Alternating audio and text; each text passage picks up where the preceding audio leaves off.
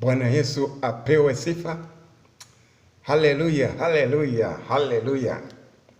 Naam, tuna somo zuri sana kwa siku ya leo, somo ambalo linahusu Roho Mtakatifu katika tarehe ya leo, wakati kama huu, majira na wakati kama huu. Kwanza tumshukuru Mungu. Baba mbinguni, asante kwa neema yako iliyokuu kwa ajili ya siku ya leo. Asante kwa neno lako. Asante Baba mbinguni kwa damu yako iliyomwagika msalabani. Asante Mwana wa Mungu kwa damu yako Yesu Kristo wa Nazareti iliyomwagika msalabani. Ninakushukuru Mungu, muumba mbingu na nchi, katika jina la Yesu Kristo wa Nazareti. Amina. Naam, tunajifunza leo habari za Roho Mtakatifu. Kwanza tuelewe kwamba Roho Mtakatifu ni nani. Vyema tukafahamu. Roho Mtakatifu ni mwakilishi wa Yesu Kristo wa Nazareti. Alipoondoka Yesu akasema, nami nitamuomba Baba naye atawapa msaidizi. Msaidizi huyo anakuja kwa jina la Yesu. Sasa hebu tuangalie andiko kidogo hapa. Andiko la Yohana Mtakatifu sura ile ya 14.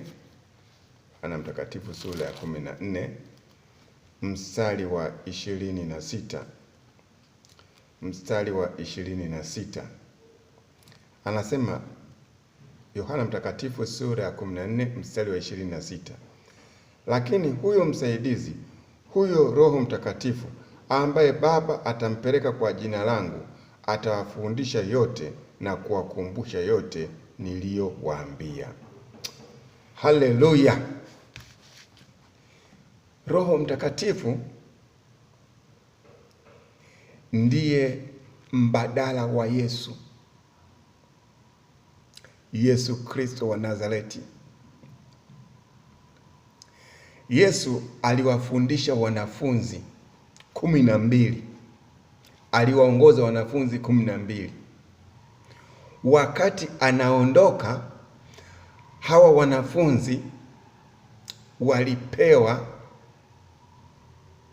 ahadi kwamba Yesu atamwomba Baba na Baba atamtuma Roho Mtakatifu ili aje awe badala ya Yesu, awafundishe wanafunzi, awaongoze, awashauri na kuwakumbusha.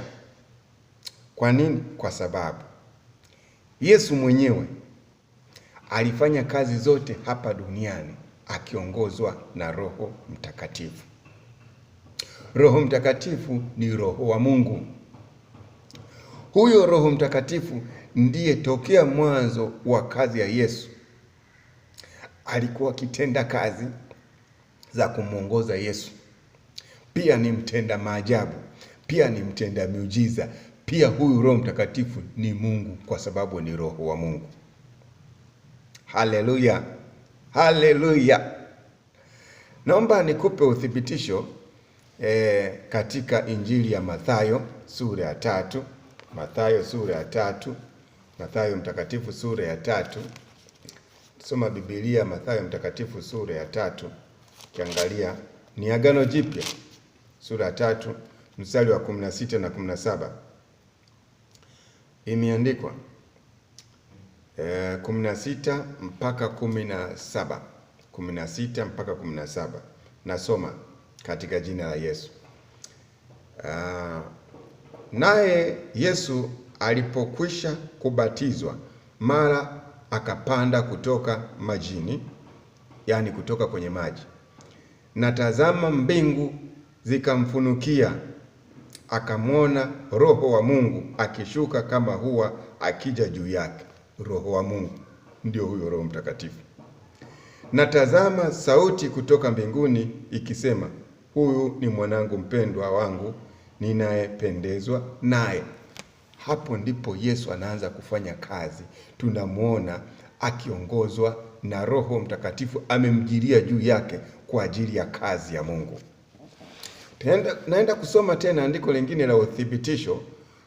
Mathayo Mtakatifu sura ya 4. Ni Injili ya Mathayo sura ya 4 mstari wa kwanza. Nitasoma mstari ule wa 17, ila wewe endelea soma hiyo Mathayo kuanzia mwanzoni kabisa. Soma Mathayo, kitabu cha Mathayo kisome vizuri, kina sura 28 tu. Kwa hiyo hata kama utasoma kila siku sura moja, basi kwa kuwa mwezi unakuwa na siku 30 au 31, ndani ya siku 28 unakuwa umeisha maliza kitabu kizuri sana. Kinaanza kuelezea habari za Yesu. Haina maana kwamba hakuna kitabu kingine ambacho kinaelezea au injili nyingine inaelezea. Hapana, Luka ameelezea. Ndiyo, pamoja na kuelezea Luka ameelezea vizuri, lakini hapa pana siri ya kipekee. Naomba upate neema ya kusoma hiki kitabu cha Mathayo. Naenda kusoma Mathayo mtakatifu sura ile ya 4 mstari wa 17, katika jina la Yesu Kristo wa Nazareti.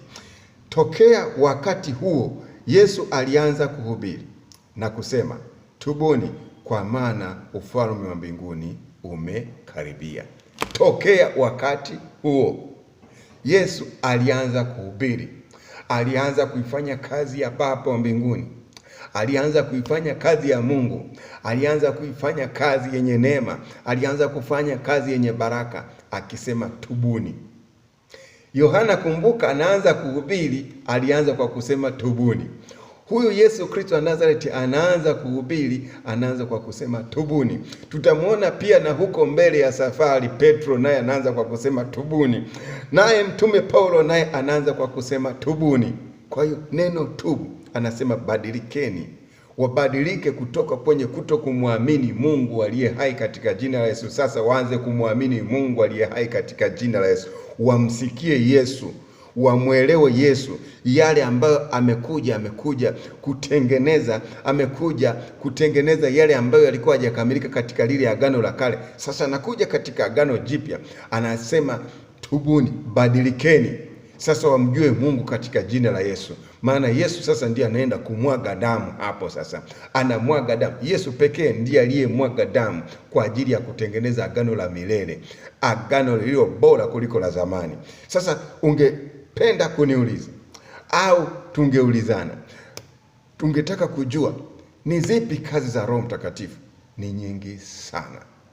Hili ni somo pana sana, ni somo zuri sana ambalo kila mtu aliye ndani ya Kristo anatakiwa ajue kazi za Roho Mtakatifu, amjue Roho Mtakatifu, ajifunze habari za Roho Mtakatifu. Sasa napofundisha habari za Roho Mtakatifu, manake Roho Mtakatifu ndiye badala wa Yesu, ndiye mbadala wa Yesu, ndiye mwalimu. Yesu ni mwalimu, Roho Mtakatifu ni mwalimu. Yesu ni mshauri, Roho Mtakatifu ni mshauri. Yesu ni mtenda miujiza, Roho Mtakatifu ni mtenda miujiza. Yesu Kristo ni kiongozi, Roho Mtakatifu ni kiongozi. Yesu aweza kukumbusha yaliyopita, Roho Mtakatifu aweza kukumbusha yaliyopita. Roho Mtakatifu na Yesu na Mungu wamepatana kwa habari moja, ni kitu kimoja. Anachosema Mungu ndicho anachosema Yesu, anachosema Yesu ndicho anachosema Roho Mtakatifu. Roho Mtakatifu anachukua yale yaliyo ndani ya Yesu, anawaletea wanadamu, na Roho Mtakatifu anavyochukua yaliyo ndani ya Yesu, yote yaliyomo ndani ya Yesu ni ya Mungu. Yesu ni Mungu. Haleluya. Yesu ni nani? Yesu ni Mungu. Yesu ni nani? Yesu ni Mungu. Yesu ni nani? Yesu ni Mungu. Hebu sema Yesu ni Mungu. Yesu ni nani? Yesu ni Baba, tena Baba wa milele. Yesu ni nani? Yesu ni Baba, tena Baba wa milele. Tena Yesu ni mshauri, mshauri wa ajabu, tena ni mtenda maajabu, ni mtenda miujiza. Hebu tuendelee. Akiwa anafanya kazi huyu Yesu, tunaona udhihirisho wa maajabu na miujiza ni kwa uwezo wa Roho Mtakatifu, ni kwa nguvu za Roho Mtakatifu. Na Yesu mimba yake ilitungwa, ilikuwa ni kwa uwezo wa Roho Mtakatifu, ni kwa uwezo huo wa Roho Mtakatifu. Sasa nataka ujue kwamba Roho Mtakatifu tunamhitaji sana kila siku, na ndiye mwenye uwezo wa kutusaidia katika mambo mengi. Kitu cha kwanza kabisa, moja, Roho Mtakatifu, kazi za Roho Mtakatifu. Ya kwanza kabisa, anamwakilisha Yesu. Roho Mtakatifu anamwakilisha Yesu. Nataka nikupe andiko, Yohana Mtakatifu sura ile ya 16. Yohana Mtakatifu sura ya 16, tupate uthibitisho wa andiko linasema nini. Nitasoma mstari wa 13 mpaka 15, Yohana Mtakatifu sura ya 16, nitasoma mstari wa 13 na 15. Anasema hivi, imeandikwa. Yohana Mtakatifu, ni Injili ya Yohana Mtakatifu sura ya 16, mstari wa 13, 14 mpaka 15. Lakini yeye atakapokuja, huyo Roho wa kweli, atawaongoza watie kwenye kweli yote, kwa maana hata nena kwa shauri lake mwenyewe, lakini yote atakayoyasikia atayanena, na mambo yoyote atawapasha habari yake. Yeye atanitukuza mimi, yani atamtukuza Yesu Kristo wa Nazareti, kwa kuwa atatwaa katika yaliyo yangu na kuwapasha habari. Atasema Yesu amesema, Yesu asema. Anachosema Roho Mtakatifu ndicho ambacho Yesu anasema. Na Yesu ni Mungu. Yesu ni nani? Yesu ni Mungu. Yesu ni Baba, tena Baba wa milele. Haleluya. Na mstari wa 15, na yote alionayo Baba ni yangu. Chochote alicho nacho Mungu ni cha Yesu. Anasema hapo. Na kwa hiyo nalisema ya kwamba atatoa katika yaliyo yangu na kuwapasheni habari. Bwana Yesu asifiwe. Kumbe cha Mungu ni cha Yesu. Upako wa Yesu ni upako wa Mungu. Mafundisho ya Yesu ni mafundisho ya Mungu.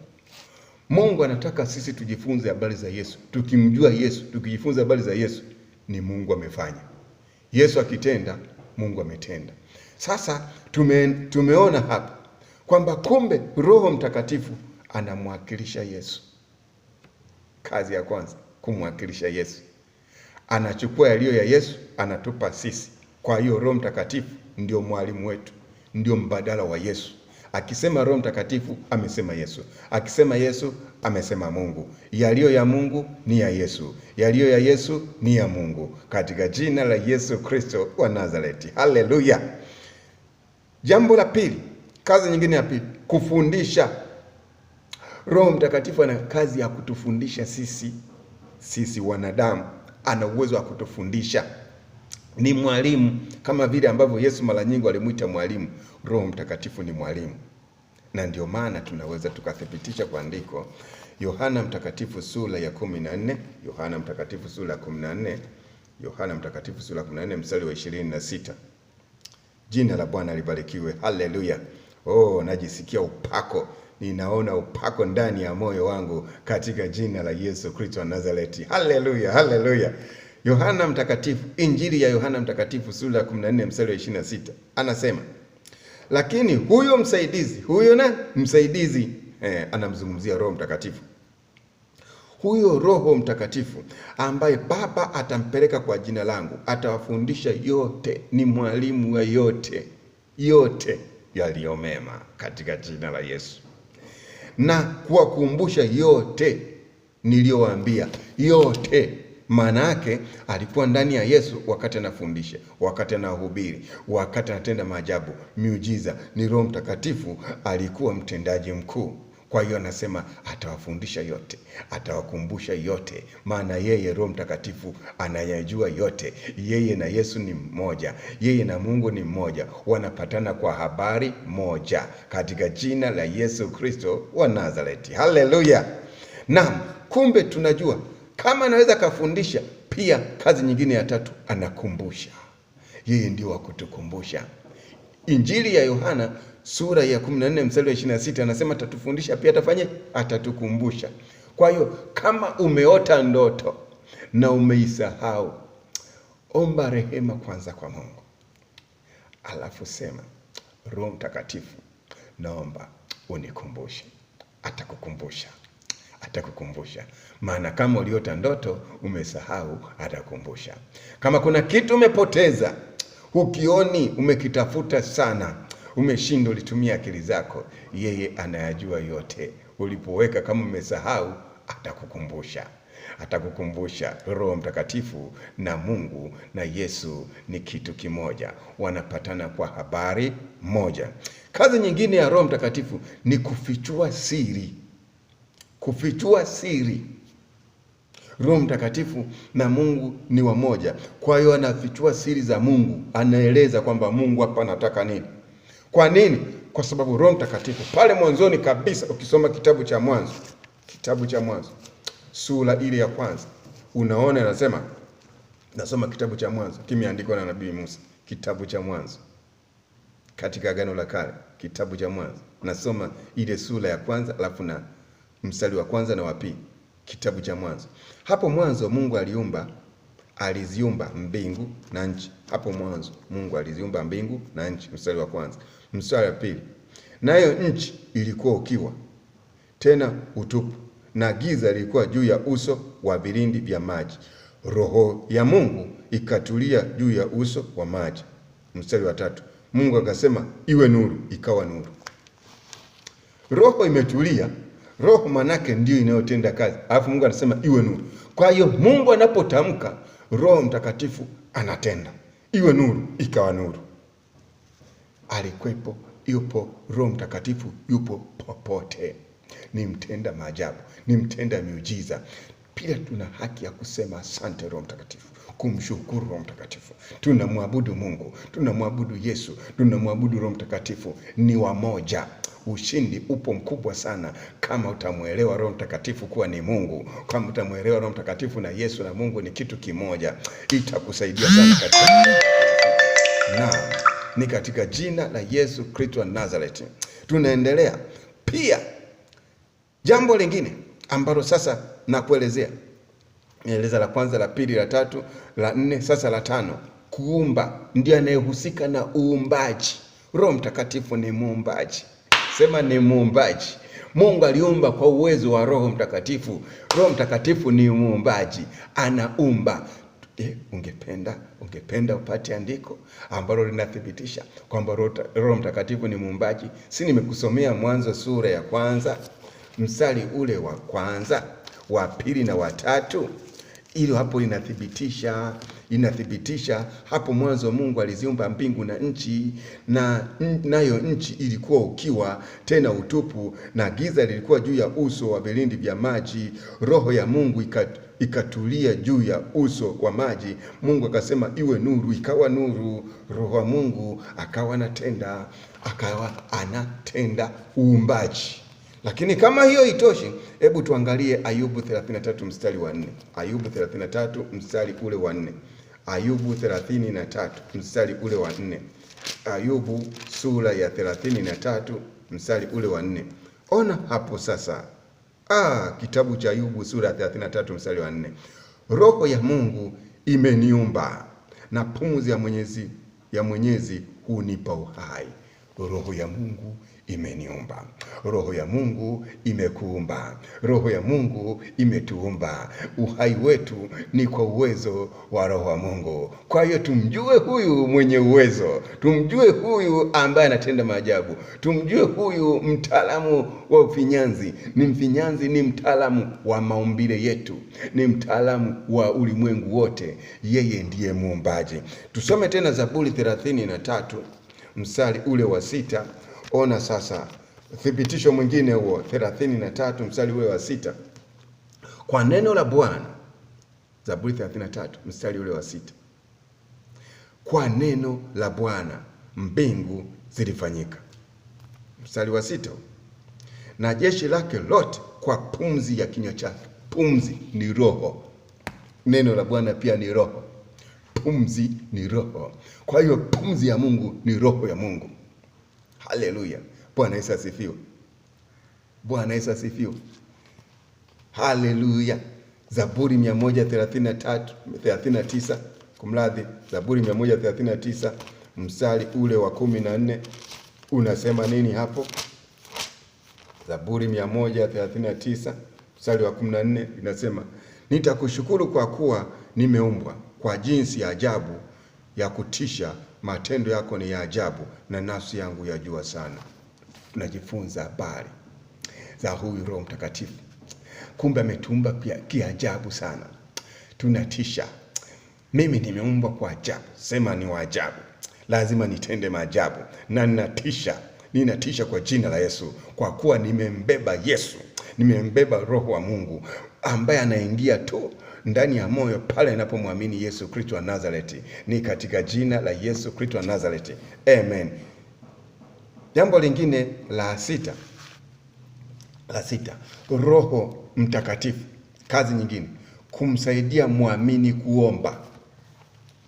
Unayemwamini Yesu, mimi na wewe na wengine wote tunaomwamini Yesu, hatuwezi tukaomba sawasawa na vile ambavyo Mungu anataka.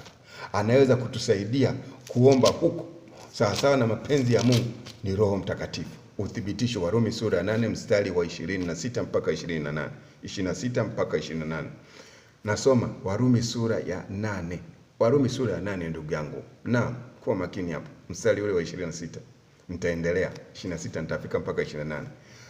Naanza na 16. Naanza na 26 kumradhi. 16. Roho mwenyewe hushuhudia pamoja na roho zetu ya kuwa sisi tu watoto wa Mungu. Anashuhudia pamoja nani? Na roho zetu ya kwamba sisi tu watoto wa Mungu. Anatushuhudia. Ona hapo. Kama anatushuhudia, ukienda sasa mstari ule wa 26 unasemaje baada ya kutushuhudia? Kadhalika Roho naye, ukianza mstari wa 16 nasema Roho mwenyewe hushuhudia pamoja na roho zetu ya kuwa sisi tu watoto wa Mungu. Mstari ule wa 26, huo 16 nasema anatushuhudia sisi ni watoto wa Mungu. Mimi ni mtoto wa Mungu, wewe je? Haleluya. Mtoto wa Mungu, mtoto wa Mungu. Haleluya. Binti wa Mungu, kijana wa Mungu. Mtoto wa Mungu. Haleluya. 26 nasemaje? Kadhalika Roho naye hutusaidia udhaifu wetu, kwa maana hatujui kuomba jinsi itupasavyo, lakini Roho mwenyewe hutuombea kwa kuugua kusikoweza kutamkwa. 26, 27, na yeye aichunguzaye mioyo aijua njia ya Roho ilivyo, kwa kuwa huwaombea watakatifu kama apendavyo Mungu. Nasi twajua ya kuwa katika mambo yote Mungu hufanya kazi pamoja na wale wampendao, katika kuwapatia mema, yaani wale walioitwa kwa kusudi la Mungu. Ikiwa upo kwa kusudi la Mungu, umeitwa kwa kusudi la Mungu, yaani upo kwa kusudi la Mungu, unamhitaji Roho Mtakatifu. Umeitwa kwa kusudi la Mungu, unamhitaji Roho Mtakatifu. Yeye ndiye anayetusaidia. Haleluya. Kazi nyingine ya 7, anampatia muamini uzima wa milele. Roho Mtakatifu ndiye anayetupa umilele katika Kristo. Miongoni mwa neema ya kipekee kubwa kuliko miujiza yote, hata viwete 1000 wangesimama na kutembea, hata watu 800 wangeweza kufufuka. Huo sio muujiza mkubwa. Muujiza wa kipekee ulio wote ni uzima wa milele. Haleluya. Mimi na uzima wa milele, wewe je? Haleluya. Haleluya. Yesu ni mwema, uzima wa milele. Tutapataje thibitisho hili? Tusome Injili ya Yohana Mtakatifu sura ile ya 14. Sura ile ya 14 mstari wa 16 na 17. 16 na 17. 16 na 17. Ninasoma katika jina la Yesu. Injili ya Yohana Mtakatifu sura ya 14 mstari wa 16 na 17. Nami nitamwomba Baba, naye atawapa msaidizi mwingine, ili akae nanyi hata milele. Hata milele. Roho Mtakatifu hataondoka kwako isipokuwa ukimkana. Akiingia kwako anakupa umilele, anakaa kwako milele. Ameingia kwangu, yuko nami milele. Hakuna kumkana Yesu. Ukimkana Yesu, hapo ndipo atakapoondoka kwako. Roho Mtakatifu ndiye anayetupa umilele kwa jina la Yesu. Haleluya. Mstari wa 17 anasema, ndiye Roho wa kweli, ambaye ulimwengu hauwezi kumpokea kwa kuwa haumuoni wala haumtambui, bali ninyi mnamtambua, maana anakaa kwenu, naye atakuwa ndani yenu. Anakuwa kwenye moyo. Anakuwa kwenye moyo. Ni Roho anakaa kwenye moyo. Hakai kwenye sikio, hakai kwenye kisigino, hakai kwenye kichogo, hakai mgongoni, hakai kwenye mgongo. Anakaa kwenye moyo. Hakai kwenye meno. Roho Mtakatifu anakaa kwenye moyo, katika jina la Yesu Kristo wa Nazareti. Baada ya kukuelezea hayo kwa kifupi kabisa, sasa nataka utambue kwamba Roho Mtakatifu ana kazi nyingine ambayo naeleza ni ya 8. ni kufanya kazi kuu mbili kwa mwamini. Kazi kuu mbili kwa mwamini. Kazi ya kwanza kukupa msukumo. Anaweza akafanya kwa binadamu yoyote aliyemtumia Mungu kwa kuweka msukumo ndani yake, Roho Mtakatifu.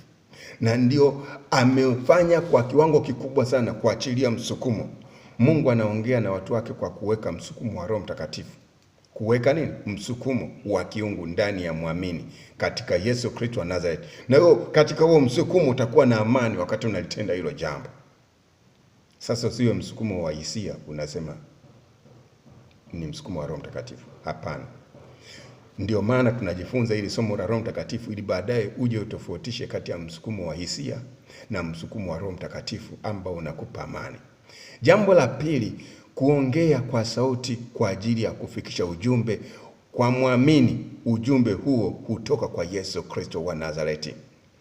Kwa hiyo kumbe tunajua kwamba Roho Mtakatifu ataongea na mwamini na utamsikia ndani. Hata aliyesimama karibu, aliyelala karibu, aliyekaa karibu nawe anaweza hatasikia chochote, lakini kwenye moyo wako utamsikia Roho Mtakatifu akiongea. Bwana Yesu asifiwe. Haleluya, haleluya, haleluya. Je, ungependa ili somo niendelee nalo? Ni tamu sana. Ungependa kumsikia Roho Mtakatifu? Ungependa kutambua msukumo wa Roho Mtakatifu? Fuatilia masomo haya yanayofundisha, twende ngazi kwa ngazi. Tukutane wakati mwingine katika jina la Yesu Kristo wa Nazareti. Sasa kama hujampokea Yesu, ni kuongoze sala toba hivi sasa. Sema, Yesu Kristo wa Nazareti, asante kwa kumwaga damu yako pale msalabani. Mungu, asante kwa damu iliyomwagika msalabani. Ninakuja mbele zako Mungu, ninatubu dhambi zangu. Ninaomba unisamehe.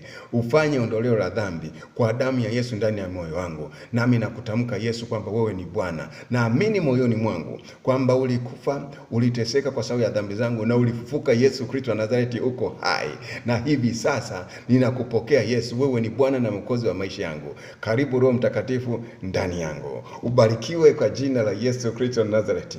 Somo la Roho Mtakatifu ni mwendelezo. Kadri Mungu atakavyotupa amani na uwezo, tutazidi kujifunza tena na tena. Sifa na utukufu zimwendee Yesu Kristo wa Nazareti aliyenituma na kwamba niwafundishe watu neno lake ili muijue kweli. Yesu Kristo wa Nazareti ni kweli. Nitaleta mafundisho na maombezi kwa jina la Yesu Kristo wa Nazareti. Ubarikiwe. Peleka hizi habari kwa watu wengine. Usikae nazo. Huu ni ushuhuda. Yesu atazidi kutenda maajabu. Nataka nikuombee kwa ajili ya afya. Nasema ubarikiwe. Kuanzia sasa ubarikiwe kwa jina la Yesu Kristo wa Nazareti. Afya ubarikiwe. Ubarikiwe kila eneo, kwenye uchumi, kwenye mazingira, kwenye ndoa, kwenye familia, katika jina la Yesu Kristo wa Nazareti. Naamuru kazi za ibilisi zote zivunjike katika maisha yako na kutangaza habari njema kwamba kuwe na uzima, na kwa damu Yesu natangaza ulinzi. Haleluya, haleluya, haleluya. Barikiwe. Haleluya. Amen.